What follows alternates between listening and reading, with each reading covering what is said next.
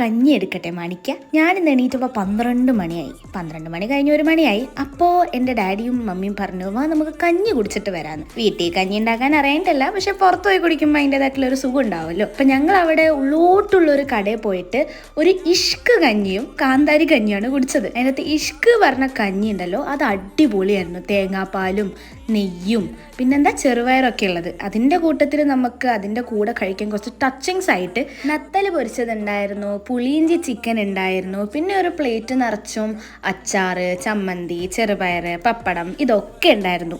ഓ എന്താ സുഖത് കഴിക്കാൻ. ഇതിൻ്റെ കൂടെയൊക്കെ കുടിക്കാൻ പ്രഥമൻ തന്നിട്ടുണ്ടായിരുന്നു കേട്ടോ, പായസം. ഞങ്ങളുടെ ഫാമിലി പൊതുവെ ഫുഡിൽ വളരെ ബാക്കൗട്ടാണ്. അതുകൊണ്ട് ഞങ്ങൾ 2 ചട്ടി വാങ്ങിച്ചിട്ട് അതിൻ്റെ അകത്ത് 1.5 ചട്ടി മാത്രമേ കുടിച്ചു തീർത്തിട്ടുള്ളൂ. എൻ്റെ അച്ഛൻ എൻ്റെ പപ്പടം എടുത്ത് തന്നതിൻ്റെ ദേഷ്യമാണ് എൻ്റെ മുഖത്തുള്ളത്.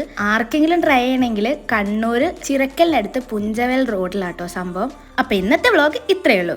Bye bye.